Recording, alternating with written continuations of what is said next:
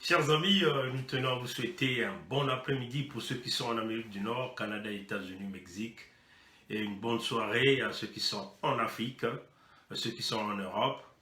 Euh, nous n'avons pas annoncé le direct d'aujourd'hui parce qu'il y a tellement des informations qui circulent là. Nous avons pensé qu'il était nécessaire de rapidement se connecter et dépouiller un certain nombre d'informations. Bon, nous allons effectivement revenir sur, on peut dire, le vandalisme qu'il y a eu à l'ambassade du Congo à Paris. Nous allons revenir sur ça. Et nous allons parler un peu de Total et Eni, vous voyez, chers amis. Et puis nous allons vous donner quelques informations. Commençons par le Gabon, hein, chers amis. C'est très important. Et non, on commence par remercier. Hein, on remercie les Congolais résistants. On remercie Marc Mapingou d'avoir refusé l'offre. On peut dire que c'était l'appât, c'était l'hameçon. Hein, que Sassou a mis l'appât, il a jeté dans l'eau. On le remercie d'avoir refusé parce que Marc Mapingou a évalué tous les dangers qui se retrouvent autour. Bon, je crois que vous avez tous lu ça, hein, ça y est un peu partout, où il dit clairement qu'est-ce qui changerait pour le peuple congolais si on partait dialoguer avec Sassou. Donc, on remercie déjà Marc Mapingou pour sa position ferme, un vrai grand démocrate qui simplement a pensé qu'on ne peut pas simplement piller l'argent du Congo, détruire l'économie du Congo, détruire des vies, et après avoir tout détruit au Congo, mettre le Congo dans l'apocalypse, l'armageddon économique, en banqueroute, commettre le génocide à grande échelle, massacrer les populations, et après un jour, vouloir parler d'un quelconque dialogue avec des Congolais. Alors, il faut dire qu'il y a encore cette diaspora des Congolais conscients et sérieux qui pensent qu'on ne peut pas s'asseoir avec un homme pareil parce que l'unique chance qu'on veut vouloir donner à cet homme, c'est qu'il laisse le pouvoir et qu'ils essaient de regarder dans quelle mesure le peuple congolais va l'emmener dans quelle justice.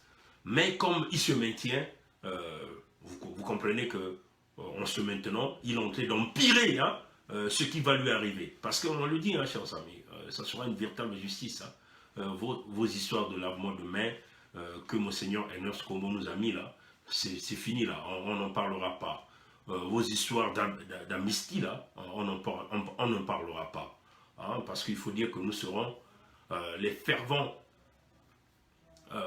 les gens qui vont lutter du principe de la tolérance zéro. C'est-à-dire que le principe de la tolérance zéro ici, c'est que celui qui tuera par l'épée périra par l'épée. Celui qui a volé, on va ravir tout ce qui lui appartient et l'envoyer au cachot pour 50 ans, 200 ans d'emprisonnement parce que le vol qu'il a perpétré a des impacts directs sur les populations.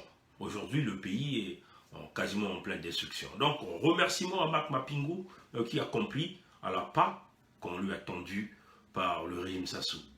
Nous voulons aussi remercier Alain Mabankou qui a refusé aussi l'offre malgré tout ce que les gens de Sassou lui ont demandé de faire. Bon, nous n'inventons aucune information. Allez-y sur Ziana TV, je crois Ziana Article, exclusivité. Voilà, chers amis, on vous le montre rapidement. On va vous le montrer. Là, nous avons exclusivité. Vous voyez, exclusivité, c'est Ziana TV qui le dit, exclusivité. Alain Mabankou refuse de rencontrer Denis Sassou à Paris. Vous voyez que les gens de Sassou ont tout fait pour que ce grand homme, un homme que nous respectons beaucoup, par cette lutte qu'il est en train de mener, par ses réactions, parce qu'il faut le dire que Alain Mabankou est doté, excusez-moi, je vais simplement mettre, est doté, on le dit simplement, Alain Mabankou est doté d'un caractère digne, d'un homme digne, d'un homme qui pense aux valeurs démocratiques, aux libertés des peuples, un grand écrivain qui n'a pas caché sa plume et qui continue donc de se battre. Alain Mabankou est assez connu, il pouvait simplement se retirer comme a fait certains cadres congolais de ce pays qui se sont simplement désistés face à une dictature, qui ont simplement pris leur diplôme, ils ont donc emballé les diplômes dans les valises et qui ont simplement vendu leur mémoire au diable ils ont simplement refusé de réagir pour combattre du côté du peuple congolais. Donc, remerciement important à Alain Mabankou pour la déclaration de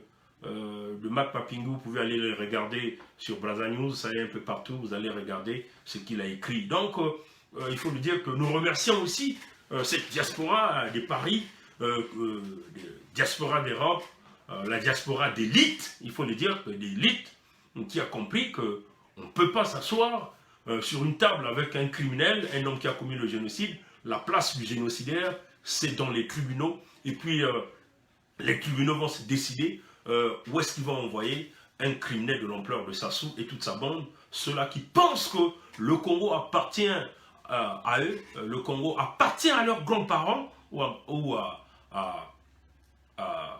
à leurs descendants, hein, c'est-à-dire à leurs arrière-grands-parents, que eux, les descendants, sont les propriétaires du Congo. Vous voyez, chers amis, donc nous remercions cette diaspora qui a compris, parce qu'il faut le dire que, chers amis, cette diaspora a compris, parce qu'il y a des gens comme nous là, hein, qui mettons la pression, des gens là comme nous là, qui nous disons toujours la vérité, des gens là qui viennent toujours marteler, citer les noms, vous dire ce que vous faites, ce que vous êtes. Vous voyez? Et donc, ce sont des grands qui ont compris. En passant, il faut le dire que ceux qui parlent avec le grand frère Alain Mabankou, dites-le que Bernard Pongui et notre équipe, nous voulons être en contact direct avec lui parce que c'est très important. Nous voulons être en contact direct avec lui. Nous avons des choses à se dire, donc s'il peut nous accorder ce petit temps, nous sommes prêts de payer nos billets d'avion avec notre argent, pas l'argent du Congo, avec l'argent de notre sueur pour aller rencontrer ceux qui luttent pour la libération du Congo. Et donc nous sommes prêts à payer des billets d'avion, aller jusqu'en Californie pour aller rencontrer le grand frère Alain Mabankou. Donc il faut lui dire que c'est un projet que nous avons, un projet efficace. D'ailleurs, dans les jours à venir, nous allons lancer la Fondation Bernard Pongui. La Fondation Bernard Pongui, vous le connaissez, l'objectif de la fondation, c'est la libération complète du Congo-Brazzaville. Donc, à travers cette fondation, il nous faut des fonds. Nous ferons des grands prélèvements de fonds avec des grands de ce monde qui sont prêts à mettre leurs mains pour financer la fondation Bernard Pongui. Parce que c'est ça la réalité. Nous sommes sur un terrain de la libération, un terrain de mettre les jeunes du Congo au centre de la politique. Hein, les jeunes du Congo au centre de la politique.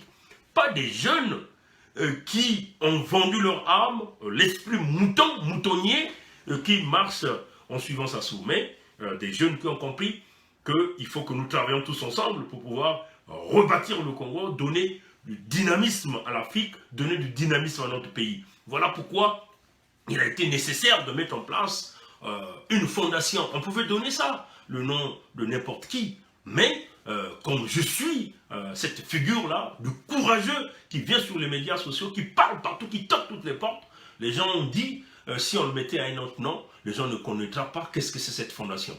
Donc il faut le mettre au nom de Bernard Pongui. Donc la fondation Bernard Pongui va être lancée dans les jours à venir, et nous aurons besoin de tous les Congolais pour supporter cette fondation, parce que l'objectif de la fondation, c'est la libération complète du Congo. Et les honneurs ne seront pas à mon nom, mais à la jeunesse congolaise. Parce qu'il faut le dire que notre objectif, c'est que nous puissions faire que notre discours arrive à tous les jeunes Congolais, à tous les jeunes Africains qui pensent à une Afrique meilleure, qui pensent au meilleur de leurs États, qui pensent à leur avenir, à leur futur, qu'une catégorie des humains ont détruit, l'humain de type reptilien de la mauvaise espèce que nous avons l'habitude d'appeler, qui venait donc de détruire. Donc c'était ça, nous tenons d'abord à remercier tous ces grands frères-là, Mac Mapingu, merci à Mac Mapingu pour le courage et la détermination, merci au grand frère Alain Mabankou, au grand frère Mac Mapingu, à tous les Congolais de la place de Paris, à tous ces groupes de résistants au niveau de la place de Paris, ceux-là qui ont dit non, clairement, on ne va pas s'asseoir avec un dictateur. La place d'un dictateur, c'est dans les prisons, dans les cachots. Et nous travaillons pour ça. Nous travaillons pour ça. Nous comprenons que la France manigance encore un peu, hein, essaie de tâtonner, en train de protéger le dictateur. Mais nous allons y arriver. Parce qu'on le dit, il y a un créateur qui est là. Et ce créateur-là ouvre les voies à ceux qui cherchent. Le président français, Emmanuel Macron lui-même, l'avait dit, il faut oser. Il faut oser. Si vous ne osez pas, rien ne se fera. Et nous leur prenons à leurs propres mots. Hein. Nous prenons ces grands leaders-là à leurs propres mots. Emmanuel Macron dit il faut oser. Et nous sommes ces jeunes-là qui osent. Et on le dit en public. Vous voyez, chers amis, les partenaires économiques aiment des gens des convictions, des gens qui ont une position, mais quand ils se rendent compte que cette position est la meilleure pour leur peuple, ils sont là cadrés dans cette position-là. Et nous sommes dans cette position de la libération du Congo. C'est-à-dire qu'il faut déboulonner tous les Sassou, il faut déboulonner tous les criminels et remettre le Congo, remettre le compteur à zéro et partir de là pour essayer d'emmener le système économique du Congo avec des véritables partenaires pour ce pays. Et on lui dit, tout chef d'entreprise qui n'a pas une vision pour son entreprise, l'entreprise ira en banqueroute, à la faillite. Et donc, nous visons un Congo où vous avez des jeunes qui vont gérer ce pays-là. Mais ça ne sera pas des voyous, ça ne sera pas ceux-là qui viennent pour se servir, parce qu'il faut le dire, chers amis. Il y aura le volontariat à un début, c'est-à-dire que les salaires ne seront pas des salaires astronomiques comme vous êtes en train de le penser, que vous êtes dans la politique, vous allez avoir des salaires plafonnés. Non, il n'y en aura pas.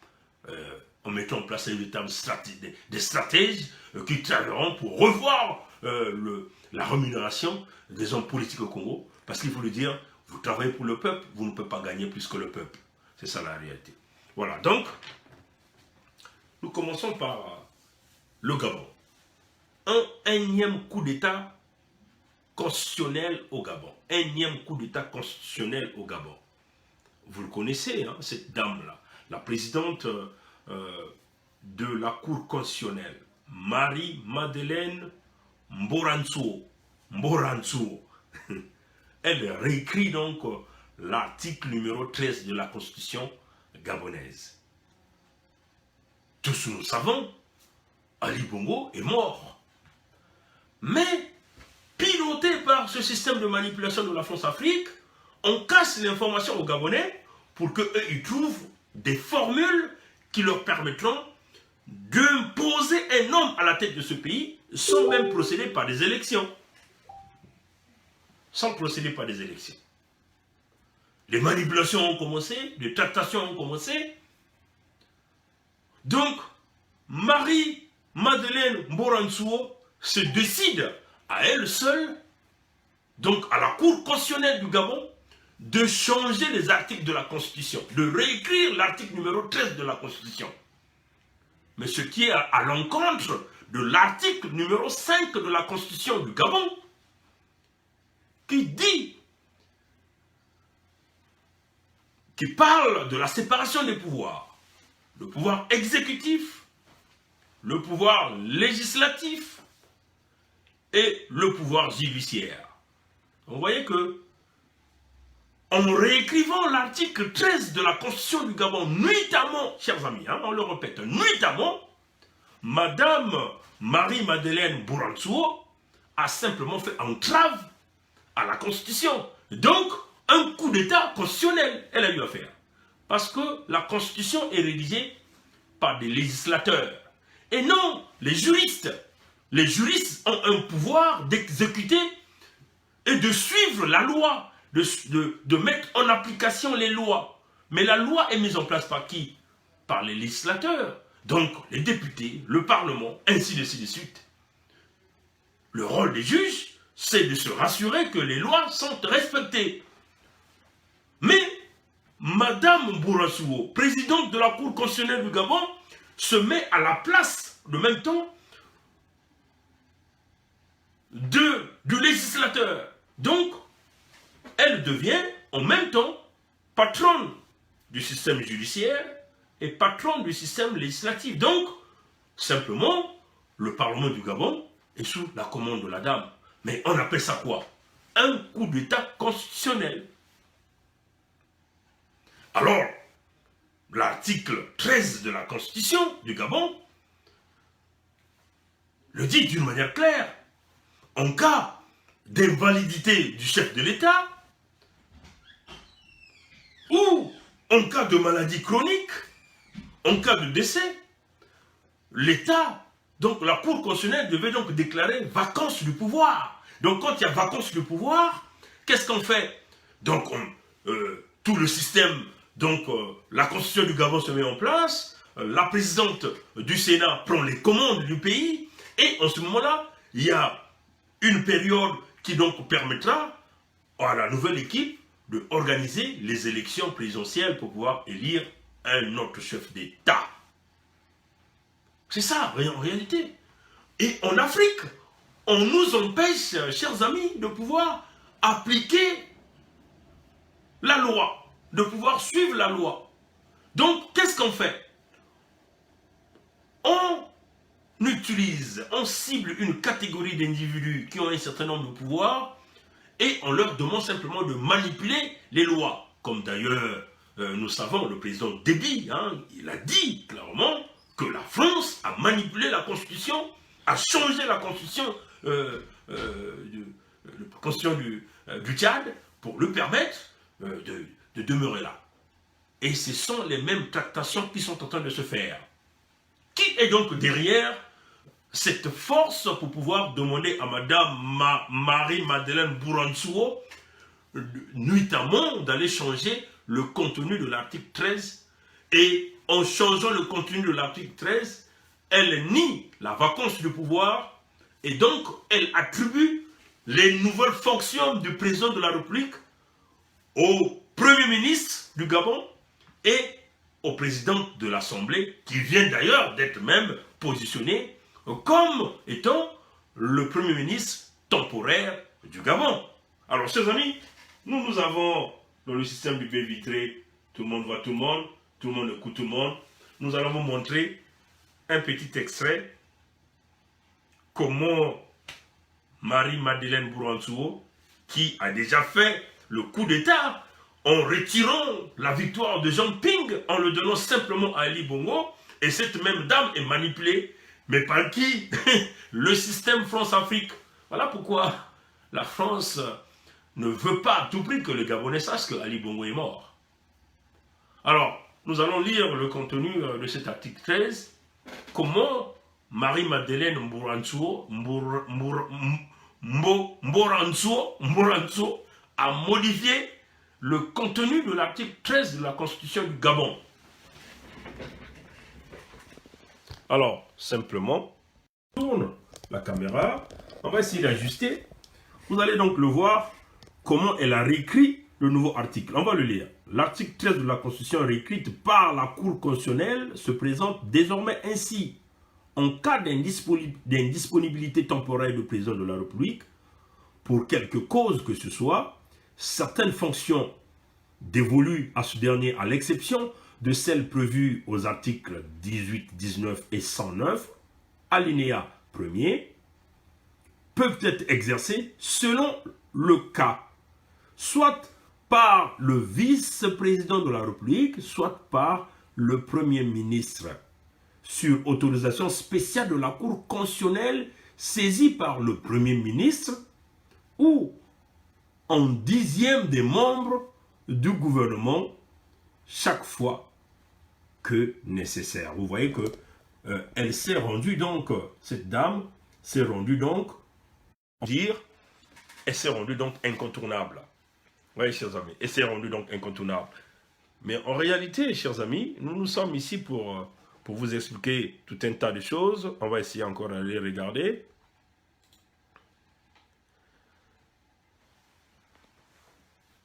Elle donne donc le pouvoir au vice-président, le pouvoir au Premier ministre, et donc, elle demande que toutes les fois, ces gens-là vont les consulter pour pouvoir faire toute modification possible sur la Constitution. Et nous savons qu'aujourd'hui, cette dame, la présidente du Sénat, venait donc de prendre les règnes du pouvoir au Gabon. Lucie Milembu Obousson, Lucie Milembu Obousson a pris donc les fonctions du président de la République. On le dit, elle remplace Ali Bongo à la présidence du Gabon. Bon, voilà, donc on parle du remplacement temporaire. Mais, chers amis, rapidement, comme on vous le dit toujours, hein, nous sommes dans le système du baie vitré. On n'invente rien. Nous allons donc écouter la confirmation du pouvoir qu'on a transmis à cette dame par BBC, ce que BBC venait de nous dire ici, et vous allez écouter donc de vous-même, en réalité, le contenu de ce que BBC venait de nous donner ici. Voilà, donc un instant, nous allons donc aller écouter ce que BBC nous a dit ici. Voilà.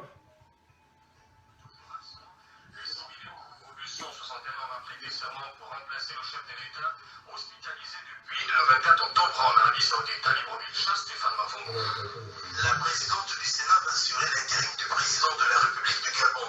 C'est la décision de 9 membres de la plus haute instance judiciaire du pays qui ont statué conformément aux dispositions des articles 13 et 16. La Cour constitutionnelle a été saisie par le Premier ministre chef du gouvernement. Dans sa requête, Emmanuel Sezengondé a mentionné des cas d'urgence. De nombreux dossiers dont l'examen ne peut être différé sont actuellement pendant au gouvernement, ajoutant par ailleurs l'adoption de plusieurs textes législatifs et réglementaires qualifiés d'importants selon lui, ne peuvent aboutir compte tenu de l'indisponibilité temporaire en cause de maladie du chef de l'État Ali Bongo Ondimba, seul habilité à convoquer le Conseil des ministres. Le juge constitutionnel Anthony Adiwa a rendu publique la nomination de Lucie Millet-Bourbuisson, présidente de la République du Gabon. Considérant que l'article 13 de la Constitution dispose qu'en cas de vacances, la présidence de la République, pour quelque cause que ce soit, le président du Sénat exerce provisoirement les fonctions du président de la République ou en cas d'empêchement de celui-ci, dûment constaté par la Cour constitutionnelle, saisie dans les mêmes conditions le premier vice-président du Sénat.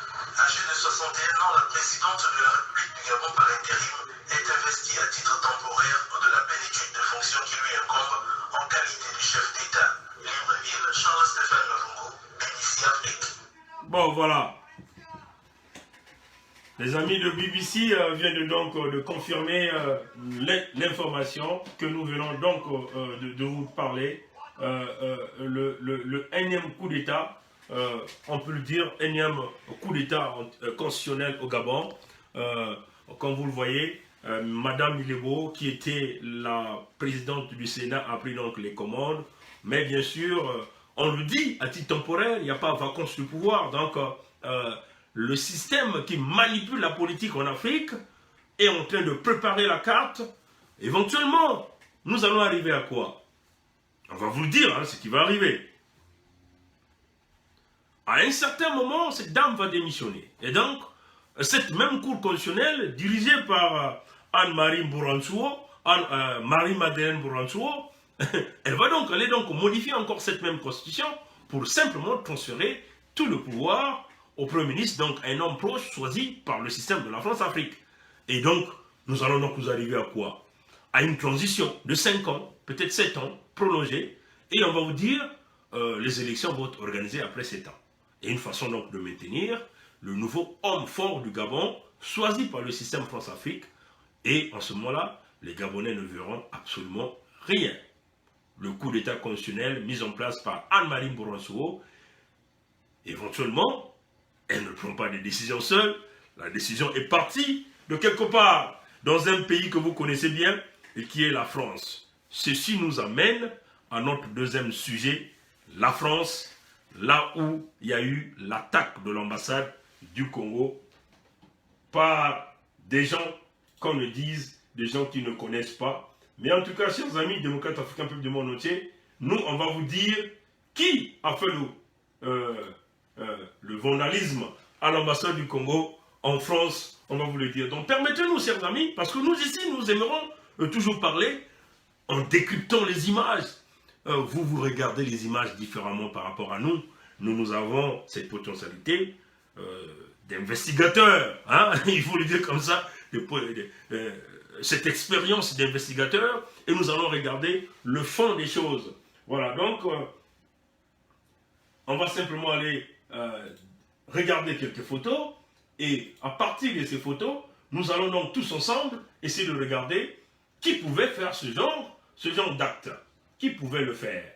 Donc je vais simplement essayer d'agrandir ces photos, les quelques photos que j'ai ici, et nous allons simplement aller regarder pourquoi ces gens-là ont voulu simplement faire passer ce message. C'est très important, font passer ce message, et pourquoi ils l'ont fait? Pourquoi ils l'ont fait? Pourquoi ce message? Pourquoi ces gens-là ont fait cet acte? Et nous sommes là pour dire la vérité au peuple congolais. La vérité au peuple congolais. La vérité au peuple congolais, vous ne le trouverez pas au royaume d'Oyokratie. C'est ça la vérité. Vous trouverez ça auprès des gens, des vrais résistants, ceux-là qui passent beaucoup de temps à faire de recherche et à vous apporter cette information-là. Donc rapidement, nous allons simplement aller chercher ces photos-là. Où est-ce que je l'ai mis là? Parce que ça ne doit pas s'échapper. Ça c'est très important. Voilà. Donc, on va essayer de regarder. Où est-ce que je l'ai mis là? Chers amis, démocrates africains, il ne faut pas que ces photos-là s'échappent. Voilà, juste un instant, je vais simplement les regarder. Où est-ce que j'ai mis ces photos-là? Voilà. Je vais aller regarder. Où est-ce que je l'ai mise? Voilà. C'est aussi parfois ça aussi. Le direct. Des choses s'échappent. Voilà, je les ai retrouvées, ne vous en faites pas. Je vais simplement les ouvrir.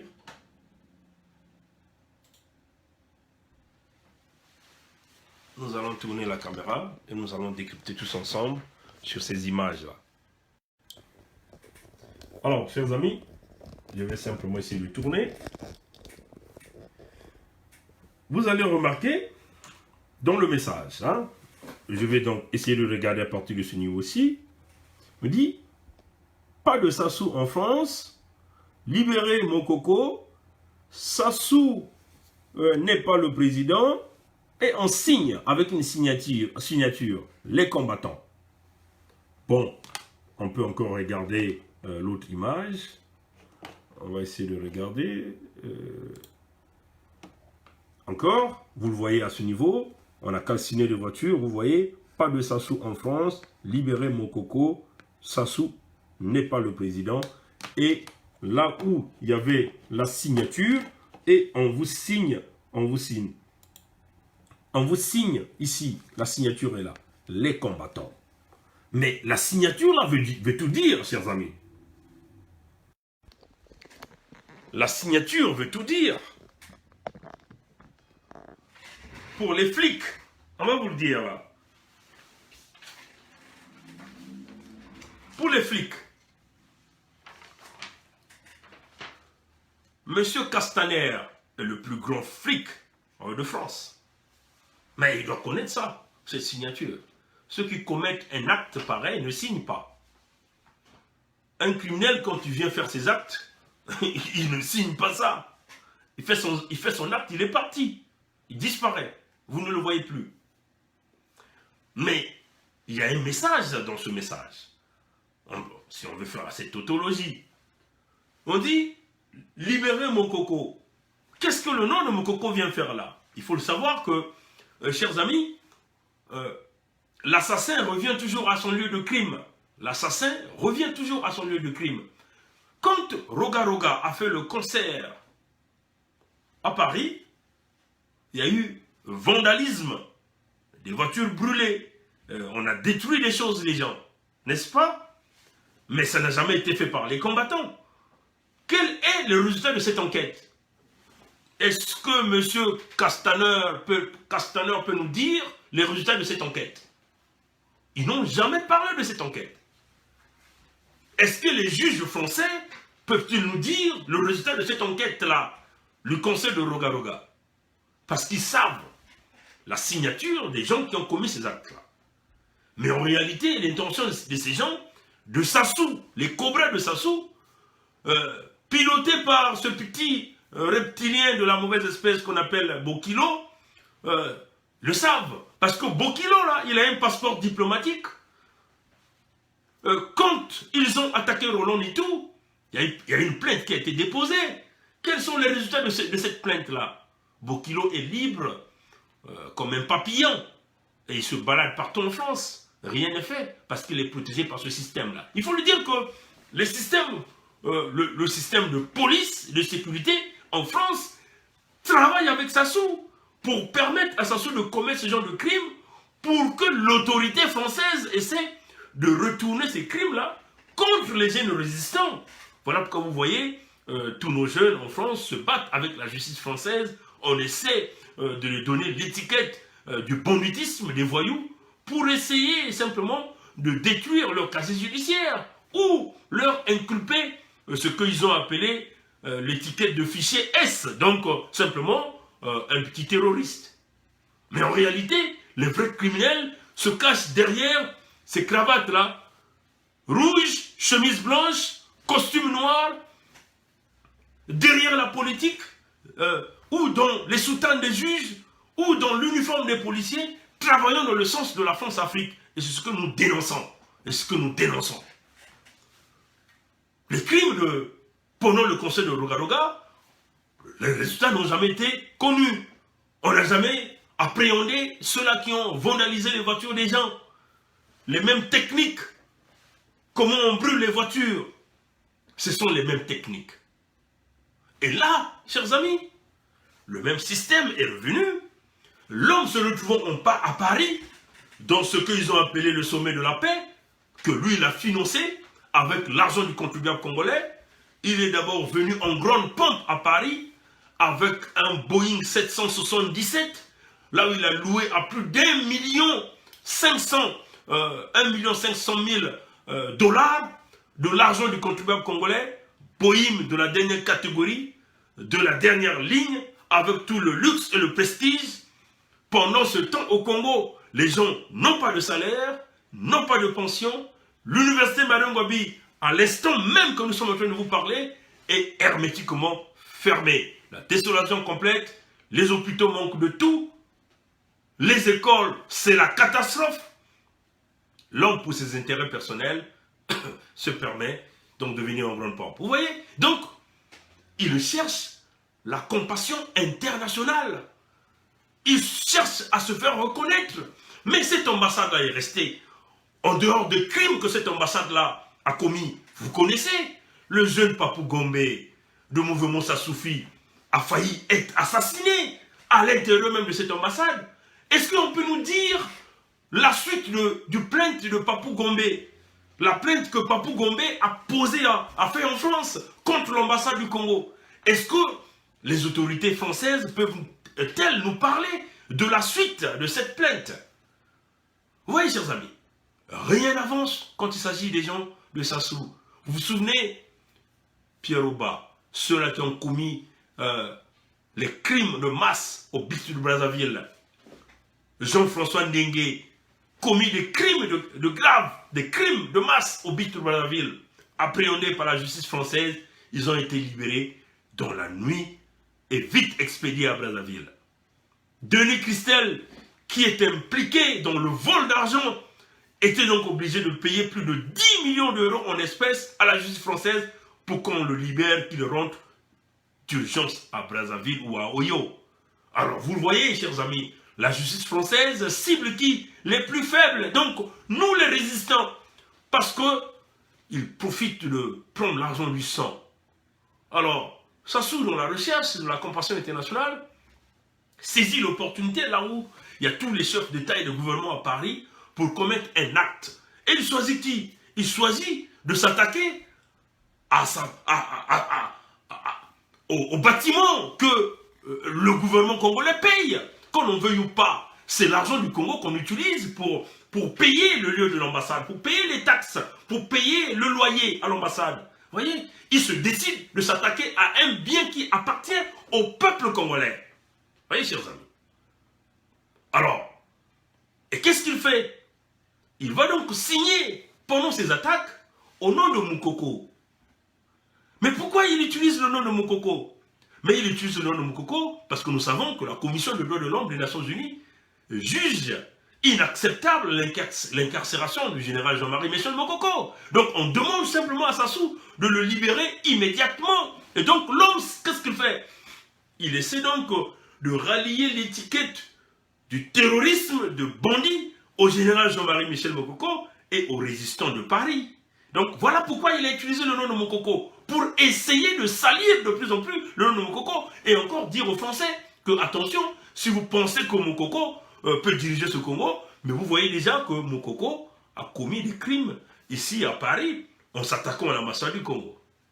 Oui, chers amis, l'homme est vicieux, dangereux.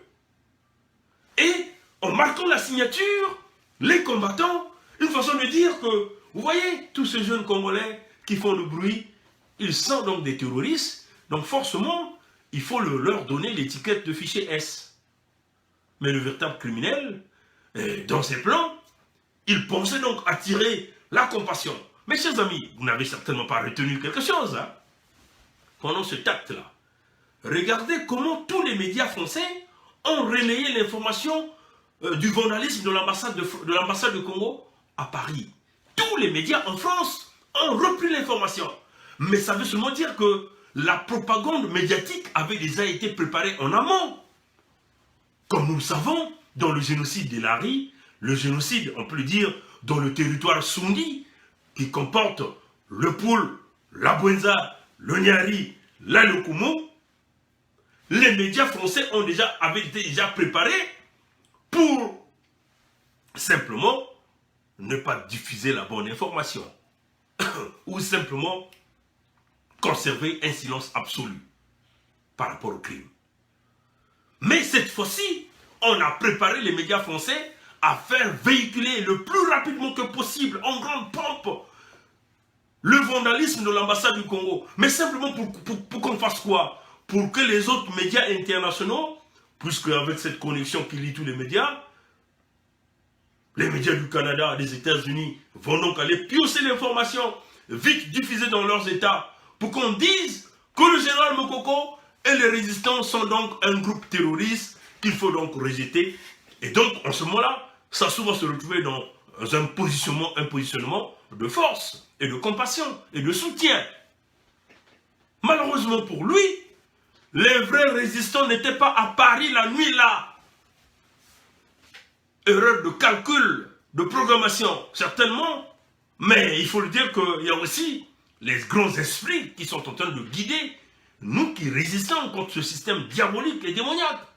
Nous avons l'esprit de André Grenard Machua, l'esprit de André Milongo, l'esprit de Cardinal Émile Biayenda, Kinganga Diawara Kimwalankaya, Tister Tikaya, Bernard Kolela, il faut le dire, l'esprit de Bruno Osebi, tous ces grands esprits est en train de diriger et de protéger les véritables résistants du Congo. Et c'est ça qui fait que Sassou aujourd'hui est dans la difficulté. Tous ces grands esprits, Massamba Deba, Fulbert Yolo, Mariangwabi, même l'esprit de Nsuru, l'esprit de Avuku, l'esprit de Adoua, guide ces jeunes résistants qui ont compris. Sassou commet donc son crime du terrorisme à Paris en s'attaquant aux propriétés de l'ambassade du Congo à Paris, pensant retrouver la compassion internationale, mais il s'est rendu compte que ça s'est passé dans le vide, parce que tous ces résistants se retrouvaient à Genève pour ce que nous avons appelé la présentation sur le génocide de Lari. Donc vous voyez, calcul faussé de programmation. Alors, nous le disons encore, chers amis, mais la France, combien des actes de criminalité de la France de criminalité de Sassou que la France va accepter? Est-ce que la France attend que Sassou pose les bombes dans les métros de Paris, pose les bombes à la Tour Eiffel pour que la France puisse prendre conscience, pour que cette fois-ci les politiciens français disent que non, trop c'est trop, il est temps d'appréhender ce monsieur ou de le retirer le soutien? Nous savons, le poseur de bombes de l'avion DC-10 UTA, c'était bien Sassou, quand même que le commanditaire avait été Kadhafi, mais le poseur de bombes, c'était Sassou. Nous le savons. Et Sassou a déplacé ses crimes de Chakona au Congo, de Bit de Brazzaville au Congo, du 4 mars 2012 de Mpila au Congo. Il a déplacé donc tous ces crimes à la place de Paris. Donc ces crimes-là sont maintenant sur le terrain européen. Ces crimes-là vont arriver maintenant sur le terrain de l'Amérique du Nord, du Canada, aux États-Unis. Parce que Sassou est en train de chercher la légitimité, est en train de chercher la compassion. Alors, chers amis, peuple français, nous, jeunes du Congo-Brazzaville, nous ne sommes pas contre vous, mais vous devez savoir que vous êtes en train de supporter un criminel qui est capable de brûler toute la France à cause de son pouvoir. Si les crimes qu'il commet au Congo, le génocide qu'il a commis dans le département du Pôle, La Bouenza, à Ikonongo, au village de Pieronga, et que d'ailleurs, que nous avions aussi évoqué l'esprit de Pieronga, de nous aider dans ce combat, c'est tous ces crimes qu'il est en train de commettre dans tout Brazzaville, dans tout le pays.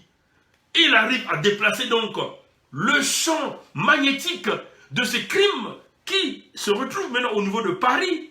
Alors, chers amis, la prochaine fois, ça sera une bombe que vous allez avoir au palais de l'Élysée, une bombe de Sassou qu'il va signer les combattants de la résistance. La prochaine fois que c'est une bombe que vous allez recevoir à la Maison Blanche de Sassou qui va être signée les résistants congolais, jeunes congolais. C'est ça la réalité. Alors, chers amis démocrates africains, peuple du monde entier, Sassou est mauvais pour le Congo, il est mauvais pour la sous-région, il est mauvais pour le monde entier. On vous le répète encore, il est mauvais pour le monde entier. C'est le moment où jamais que nous puissions mettre terme à ce système de criminalité, de vampire, qui ne fonctionne que sur le sang des humains, sur la destruction, sur le pillage, sur la manipulation, la démagogie, et simplement un système qui boit le sang humain. Il faut que nous mettions fin à ça. Cela nous emmène à notre beau pays, le Congo-Brazzaville. Chers amis, démocrates africains, peuple du monde entier, soyez patients. Parce que nous avons compris la diplomatie. Nous savons qu'il existe une diplomatie à deux vitesses. Mais parmi ces diplomates qui pratiquent la diplomatie à deux vitesses, il y a une catégorie qui accepte les propositions quand ils voient des preuves. Et nous avons donc changé les techniques du combat. Les techniques du combat, c'est être sur le terrain, apporter des preuves et tenir un certain langage pour essayer de faire tourner le vent à notre faveur. Et depuis que nous avons changé les méthodes, les techniques, nous avons du monde. Voilà pourquoi nous avons parlé de la Fondation Bernard Pongui. Voilà, donc rapidement, chers amis, démocrates africains du monde entier, je vais simplement aller vous montrer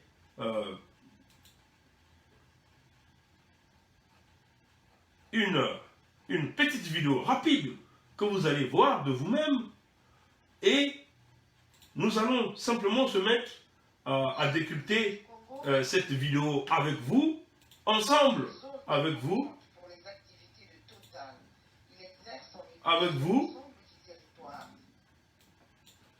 Ça nous emmène à la compagnie Total, l'une des multinationales qui pille le Congo, qui détruit des vies au Congo et que nous sommes en train de combattre. Nous savons que nous faisons face à un système qui tue sans cesse, un système qui n'a pas d'amis, mais qui a choisi un camp, qui a choisi une famille pour maltraiter tout un peuple, pour briser, faire chapeauter, si vous voulez, l'avenir de toute une jeunesse. C'est le système Total.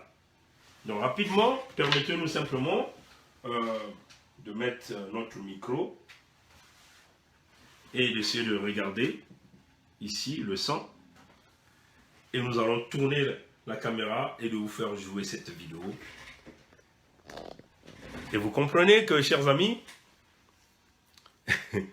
nous avons la bonne information et ça va être confirmé par le patron de Total. Vous allez écouter de vous-même comment il est en train de le dire. Plusieurs puits vont arriver à maturité 2020, 2021, 2022. Certains arrivent en maturité en 2019. Donc, il faut négocier. Comment la négociation va se faire? Vous allez écouter ce qu'ils vont vous dire ici. Rapidement, on tourne la caméra. On va se mettre à jouer cette vidéo et vous allez écouter. La République du Congo est une zone importante pour les activités de Total. Il exerce en effet sur l'ensemble du territoire l'exploration, la production, le marketing et les services. Présente au Congo depuis 1969, la filiale comptabilise actuellement près de 2/3 de la production pétrolière du Congo et a mis de multiples sites dans l'offshore conventionnel. Depuis 2016, avec l'inauguration de Moho Nord, Total a réalisé sa plus grande expansion jamais menée au Congo.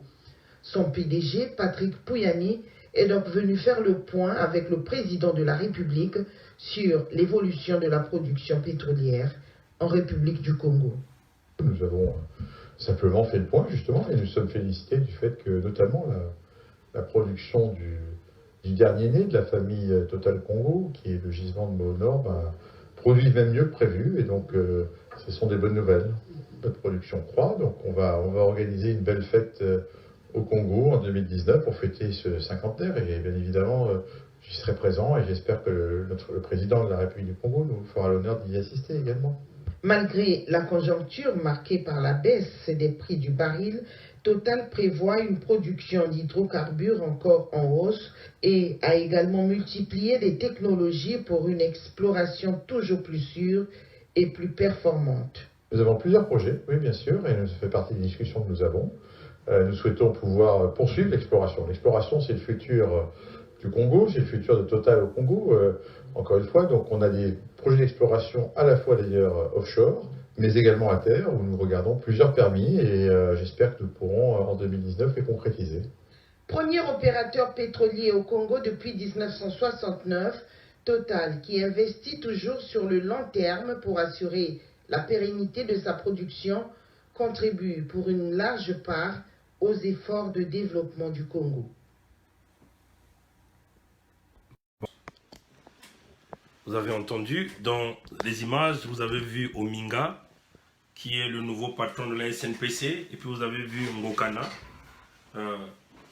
tous les parents proches de Sassou, avec les blancs de Total, qui vous parlent de l'avenir avec Total. On leur dit qu'il n'y aura pas d'avenir avec Total. Écoutez bien ça, chers amis français, il n'y aura pas d'avenir avec Total au Congo, avec vous. À moins que vous vous ressaisissez. Maintenant, il n'y aura pas d'avenir avec vous. On va vous chambouler dehors. On le dit. Vous allez nous assassiner, mais nous allons préparer une relève. Une relève qui est forte. Donc, il y a des millions et des millions de Bernard Pongui qui sont en train de naître au Congo, qui ont déjà pris l'idéologie Bernard Pongui. Il y a des millions et des millions de jeunes Africains qui ont déjà pris l'idéologie Bernard Pongui. On le dit à Total, il n'y aura pas d'avenir. On chasse Sassou, Total ferme les portes le même jour, Total est dehors. Nous allons mettre sur les tribunaux internationaux pour voir comment nous allons faire des échanges. Parce qu'il faut le dire, il n'y aura même pas des échanges, parce que Total a pillé le Congo, a créé tous ces morts que nous connaissons aujourd'hui. C'est maintenant ou jamais. Oui, Total va fêter ses 50e anniversaire en 2019. L'avenir est grand avec Total. Et Total invite Sassou, mais c'est sûr que Sassou sera là. Plusieurs puits vont arriver en maturité, c'est ça l'avenir que le monsieur vous dit. Et donc, là, ce sont les modalités. Des généraux qui sont des propriétaires de puits, nous avons tous vu cette affaire, l'Ikwala, pilotée par Total et Eni, ces champs où de l'argent part par des entreprises fictives d'un point A à un point B, afin de faire effacer toute trace nécessaire dans le pillage. Tous les documentaires sont là. Il n'y aura pas d'avenir avec Total. Et on le dit, on va chasser Total du Congo, on va le faire. Si nous n'arrivons pas à le faire, ceux qui viendront après nous le feront. Parce qu'il faut le dire que nous sommes sur un plat de fer. Sassou doit être mis dans un même groupe. Total doit être mis dans un même panier avec Sassou. Si tu vois Total, tu vois Sassou Denis. Le génocide dans le pôle ou dans le territoire Sundi, Boueza, Nyari, le Koumou, le pôle, chez Pierre Onga là-bas, c'est Sassou et Total, il faut le dire comme ça. Les crimes de Chakona, c'est Sassou et Total. Les disparus du Beat de Brazzaville, c'est Sassou et Total. Mais si vous voyez Total, vous voyez la France-Afrique, vous voyez donc la France, vous voyez le palais de l'Élysée. Vous voyez, chers amis. Alors, il n'y aura pas d'avenir avec Total. Démocrates africains, peuple du monde entier, les amis du Congo-Brazzaville, ceux-là qui inspirent aux valeurs humanistes, au respect de la dignité humaine, ceux-là qui respectent l'homme dans son ensemble, en ne regardant pas sa couleur de peau. Hein? Parce que c'est ça la grandeur du Créateur. Hein? Le Créateur a voulu, hein? Même ceux qui... Voilà pourquoi nous avons joué cette chanson de Casimir Zao, que nous avons toujours l'habitude de jouer dans nos directs. Le titre, c'est l'enfant noir. Vous qui avez des oreilles calfatées, vous qui croyez dominer ce monde, on vous le dit, le Créateur avait un plan merveilleux. Dans son plan, il a voulu que les hommes et femmes puissent tous naître nus. Donc tu viens avec rien sur cette terre. Rien. Parce qu'il était merveilleux. Il a pensé qu'il pouvait envoyer l'humain sur un territoire. Donc il a enfoué le territoire des ressources naturelles. Et les ressources naturelles, c'est pour aider les humains à se développer, à se partager, et non pas à se mettre des ennemis et à se mettre à faire des projets de massacre à grande échelle. Mais l'humain de caractère de type reptilien a pensé confisquer ses richesses en imposant la force, en imposant la répression, en imposant des tueries de masse. L'ego, l'égoïsme, la domination. Ça ne vient pas du Créateur. Vous voyez, chers amis. Malheureusement pour ce reptilien de type espèce, pour cet humain de type reptilien, le Créateur a mis aussi un certain nombre des hommes de caractère qui lutteront pour des injustices. En Afrique, on en a eu de Kwame Nkrumah, de Lumumba, de Thomas Sankara, de Nelson Mandela, des gens qui ont lutté pour des libertés et de l'égalité, que l'humain de type reptilien a massacré, mais l'esprit de ces gens-là continue de demeurer dans un certain nombre des humains, et l'impact est aussi grand dans ces humains-là qui luttent pour la survie de l'homme, la survie de l'humain. Vous voyez? Il y a eu des grands esprits comme des Gandhi, des gens qui ont lutté dans le bon sens. Mais il faut le dire, hein, que le 1% qui domine en complicité va rencontrer une difficulté. Parce que ces esprits-là sont en train de revenir, mais pas en un, en deux, mais en millions et en milliards. Donc ça va être difficile. On le dit, nous préparons une base solide. Au Congo, nous avons une forte base solide. Tout jeune Congolais qui part aujourd'hui de l'école primaire, qui a la potentialité de pouvoir lire, est informé de notre message, qui est le message de la libération. Donc c'est une libération complète qui passera par chasser les multinationales qui complotent contre le peuple, le pillage qui s'allie à une famille pour détruire le pays. C'est ça la réalité. Bernard Pongui n'est que passager, mais le message que Bernard Pongui a laissé va laisser des impacts. Le message que tous ces jeunes Africains-là qui luttent pour les libérations laissera des impacts. C'est ça la réalité. Alors, Total, il n'y aura pas d'avenir avec vous au Congo. On vous le dit. Allez-y dire à ce patron de Total, à ce Patrick-là, il n'y aura pas d'avenir avec vous. Il n'y en aura pas. Au moins, ce que vous vous ressaisissez. Et si vous voulez vous ressaisir, c'est maintenant ou jamais, à l'instant là où nous sommes en train de vous parler. On va vous dire de ce que nous voulons. Nous voulons la mort de Sassou. Nous, on le dit, nous voulons la mort de Sassou. Et il faut que cet homme passe devant une justice pour que les plaies soient pansées dans les cœurs de Congolais. des millions de Congolais. Ne nous prenez pas comme un peuple faible. Mais attention, dans notre faiblesse, nous sommes en train de préparer des véritables hommes capables de mener des véritables actions pour les intérêts de Total. Nous savons que vous avez emmené des groupes armés, de rébellions, des tireurs de l'élite pour protéger vos intérêts à Total. Mais on vous le dit, chers amis, la colère d'une jeunesse, personne ne pourra l'arrêter. Vous allez les massacrer, mais vous n'arrêterez jamais cette colère-là.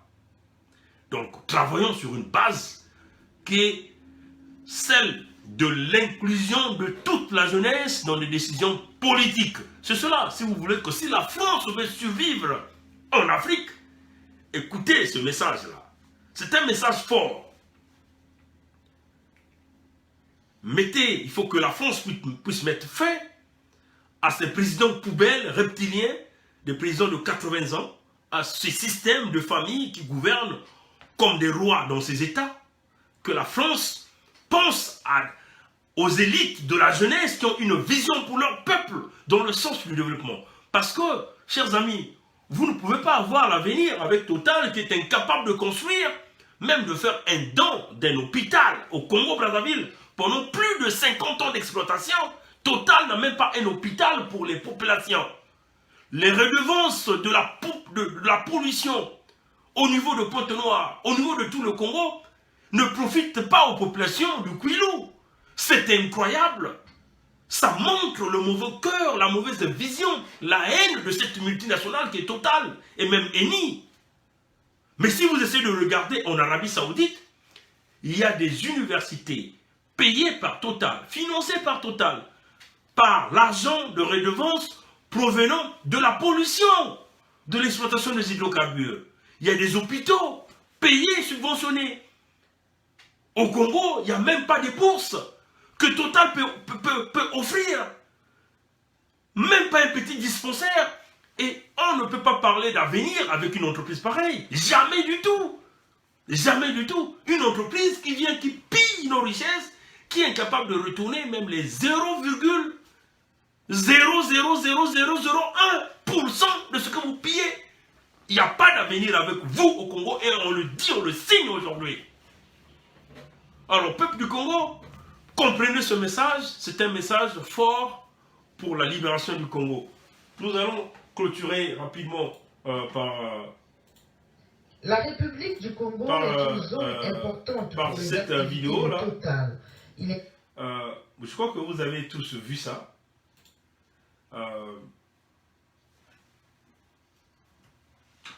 Rapidement, on va vous faire passer l'arnaque du dictateur qui, un instant, voilà, on ne peut pas parler d'un fond bleu avec des hommes qui sont en train de détruire la forêt du pays. Et donc, rapidement, nous allons vous faire passer un message, simplement jouer une petite vidéo. Mais ce qui est plus important, ce n'est pas le message de ce monsieur. Mais c'est plutôt... Ce qui est plus important en jouant cette vidéo, c'est... Vous allez regarder l'homme. Regardez bien l'homme. Dans ses gesticules, sa parole, ses mains, son pied. Regardez l'homme. Regardez ses mains. Ses mains de ce monsieur est toujours comme ceci, vers le cœur. Regardez ça, chers amis. Nous allons tourner la caméra et nous allons certainement clôturer par ça. Là, on se prépare à tourner notre caméra et à cliquer sur cette vidéo. Au cours d'une table ronde organisée juste après l'ouverture des travaux de ce forum, le chef de l'État congolais s'est exprimé sur les questions de paix Regardez ses mains sans lesquelles le développement et ses de pieds. nos nations n'est L'attitude des journalistes Le et des gens dans la salle. République s'est longuement appesanti Là, sur la c'est le question du téléphone. changement climatique, et plaider pour l'engagement des États à soutenir. Vous le voyez, les hommes, voilà la famille qui l'a emmené. Vous allez le voir encore là. Vous allez simplement, chers amis, on va d'abord écouter ce discours et vous allez voir l'attitude des gens. Et nous allons écouter ce que le monsieur va nous dire. Les changements climatiques, et nous constatons que... Regardez le pied, regardez le pied, chers amis. Copenhague, ici là. jusqu'aujourd'hui en passant par... Regardez les mains, ici là. Regardez le pied. Etc. On parle de fonds pour les forêts. Regardez l'attitude des journalistes. On enlève les écouteurs. Voilà le pilleur qui est là. Regardez les mains, chers amis. Regardez. Toujours ici. Regardez. Regardez les mains comme des poupées. Un obstacle grave.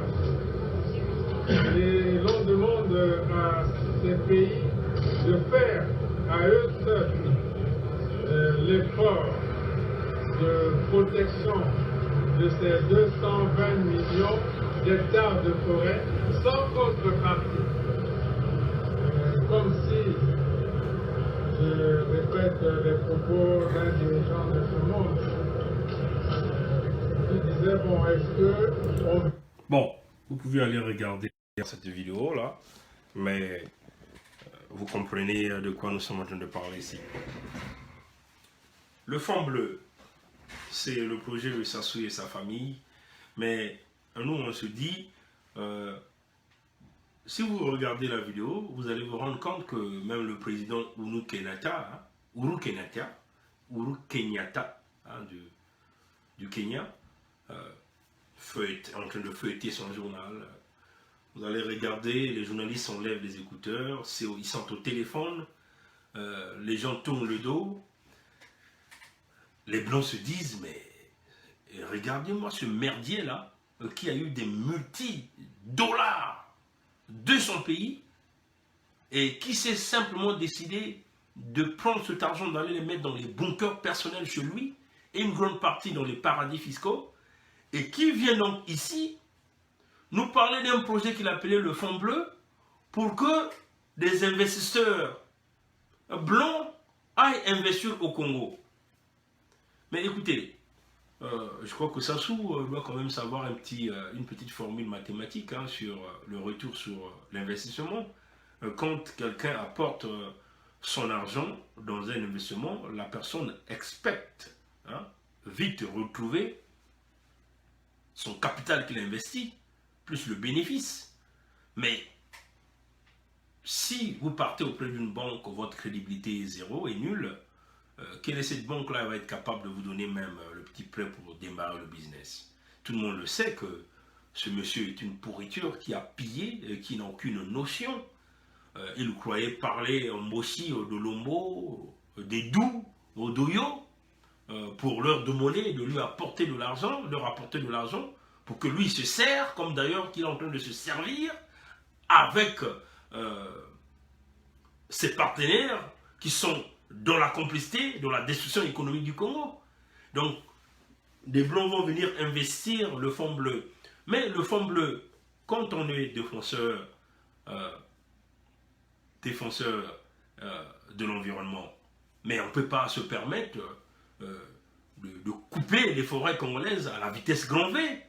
Nous avons vu, il y a plusieurs vidéos qui nous circulent, où vous avez vu des anciens experts des eaux et forêts, qui ont longtemps travaillé dans l'industrie et l'exploitation du bois.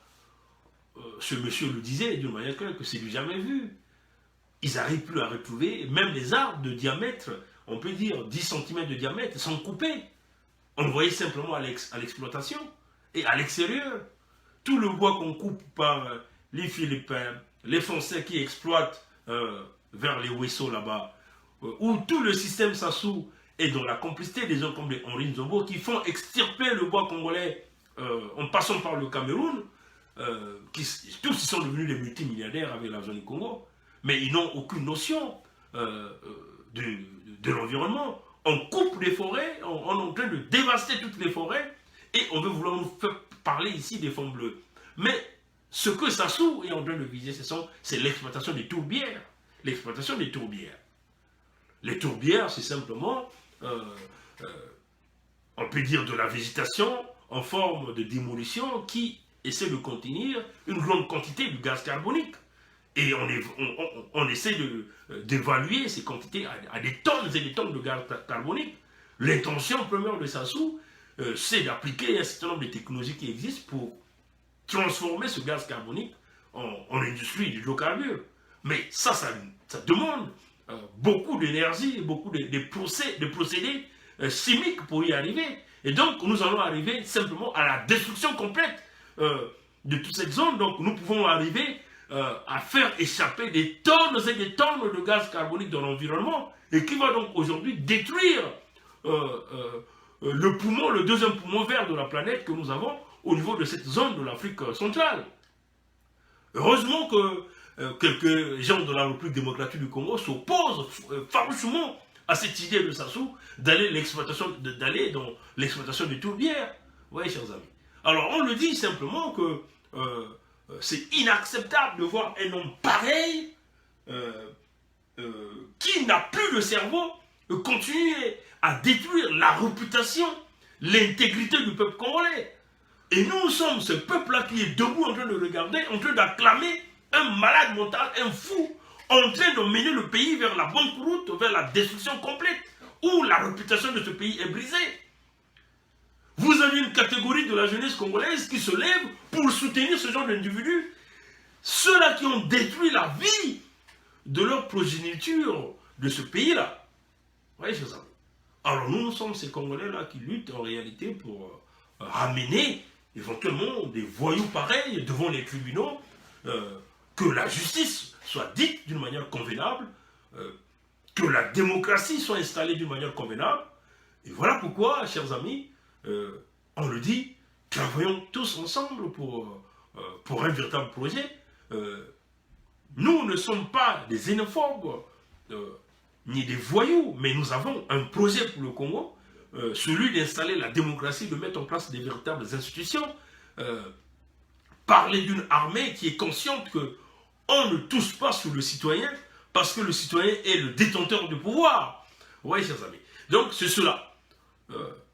Le tribalisme que nous ne voulons pas de ce pays, nous voulons que ce pays-là soit équilibré. Voilà pourquoi dans notre projet, il est nécessaire, chers amis, de passer à la dissolution des armées, la police, la gendarmerie, la Gestapo de Sassou. Forcément, il faut qu'il y ait la dissolution complète, refaire les forces de sécurité du pays, des gens qui seront formés dans le sens de l'intégrité physique, dans le sens de l'intégrité morale, dans le sens de l'intégrité, aussi dans le respect des valeurs de droit et aussi des valeurs démocratiques. Des militaires qui comprendront qu'ils ne peuvent pas dans le sens d'aller faire un coup d'État, mais ils seront là pour servir en réalité leur nation à pouvoir avancer. Et si, chers amis, nous n'avons pas ce projet, alors on le dit, le Congo c'est la destruction complète.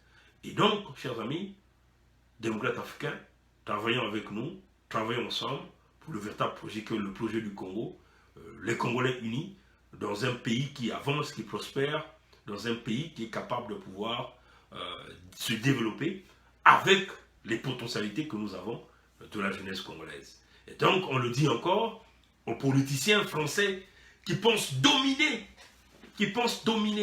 il faut aller écouter ce que Roger Moore, ce producteur américain, a dit dans l'une des vidéos, ça et là.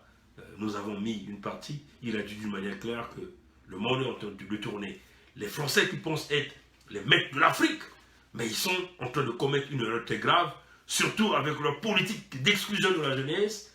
Pensons travailler avec des familles et non un peuple. Pensons travailler avec une catégorie de la population. C'est-à-dire qu'une classe politique vieille, ancienne, qui est basée sur des caricatures de pillage et de vol, ne pourra plus être le futur de demain, mais le futur est dans sa jeunesse.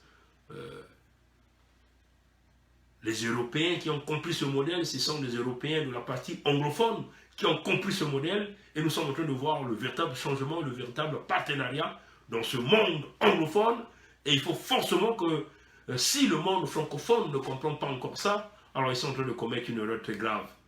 Nous sommes ces jeunes qui veulent le changement dans les discussions claires et nettes. Tous, nous voulons des intérêts sauvegardés, mais si vous voulez sauvegarder des intérêts, nous le disons simplement à la France, c'est maintenant ou jamais. Sinon, ça sera la catastrophe. Que Dieu nous garde, que Dieu nous bénisse, que le Créateur nous garde. Merci d'avoir suivi cette vidéo, elle était longue. Priez à nous la partager. Au revoir.